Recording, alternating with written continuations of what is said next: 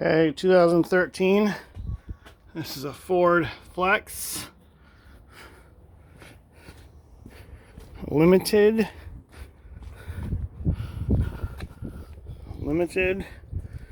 all-wheel drive. So let me show you what I had to do to get this PTU out of here. So I took off the driveline on the driver's side. You actually don't have to. I did it thinking I had to, and then found out I didn't. But what I did have to do, I had to disconnect the steering column, right? What I did on the steering column, I bungeed it down to the seat so it doesn't spin on me, because you don't want it to be 180 out because you'll break your clock spring. I also had to drop the lower cradle down. So what you do is you remove the steering linkage. Just pull the bolt out, pull it off. You don't have to mark it. It only goes up back on one way. Took the bolts out of the cradle. It's actually doesn't just drop on you. So if you take it down slowly, I did have a jack on it when I started lowering it down, but now I don't have any jack on it. It's just sitting there. It's sitting there by the front pieces, so it's not going to like drop on you and crush you. But definitely want to just give us some support as you're dropping it down.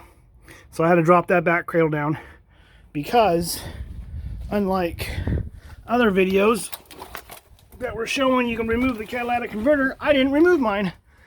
There's my catalytic converter. I don't have the 4 bolts that all the videos show on the Flex. It is a solid unit, so I couldn't remove the catalytic converter. Some of them, if you remove the catalytic converter, you can get the PTU out, from here, and you can turn it and stuff and get it out. What I ended up having to do was drop that back part of the lower cradle, and then I disconnected the drive line. Now the videos show you removing the exhaust, removing the drive line. I wasn't going to do all that. So what I did is I disconnected the universal joints. There's 2 of them. I disconnected it from the back, way down at the back. I disconnected it from the PTU, just slid the drivetrain back, left it up in there. So, and then once I pulled the exhaust out of the way, I was able to get the PTU right out. As you can see, it's not in there anymore. So I'm pretty excited about that. Got that finally out. But I'm excited I don't have to mess with the exhaust, because I'm not going to screw up that gasket or anything. I'm going to be able to get the PTU back up in here. There's enough room to be able to get the PTU out. Now once I got the PTU to a certain spot, I couldn't wiggle it anymore. So what I did is I got in there with a big crowbar and just slowly worked it, and then it broke free. And then you just kind of rotate it up in there, and then it comes out right down through here. I tried to do it with the drive line still all the way up. You can't do it. The drive line just catches on everything, and you're not going to make your progress. So do yourself a favor, slide your drive line back, get it out of the way, pull the exhaust over to the side. I just have it attached there, just so it's pulled out of the way. PTU came right out, no problem at all. Now on the PTU, there's no gasket on the transmission itself. There's a seal. There's a seal that will go around here on the PTU. PTU, not PTU, PTU. Sorry, I work in IT. Getting my stuff a little confused here, but the PTU. Power Takeoff Unit is what it's called, or Power Transfer Unit, whatever.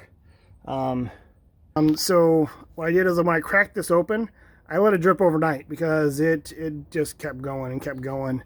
It's still dripping here and there, but at least the PTU's out. Sorry, PTU is out, and I'm going to be able to put the new PTU back in, and then I'm going to fill it. Now the one thing is they say that it's pre-filled, but with mine, it got turned upside down at some point in shipping, so there was fluid all over the case. So I'm going to have to clean that up really well and make sure that that it's good and to go. Now with my exhaust, all I had to do was remove these 2 bolts, soak them with PB Blaster overnight, and then put a gut on it with a breaker bar and a pipe, and just kind of broke them loose. and then got on there with my impact, and they came right off, no problem. Same thing with these ones. These ones were actually pre-lubricated from the fluid that was spraying all over it from the bad PTU. And then the PTU, so you can see how gummed up it is. It's supposed to be able to breathe. So I think what happened was it overheated, and then I think the seal broke. So there's the seal that I was telling you about. I think the seal broke, and I think what I was getting is I was getting transmission fluid, and the inner seal broke too. I think the transmission fluid was flowing into the unit, which was filling it too much, and then it popped the cap.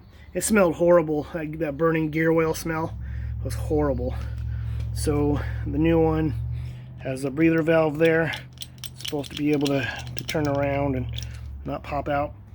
Some of them have a hose that goes up to the back. I don't think that's what they did with the Flex.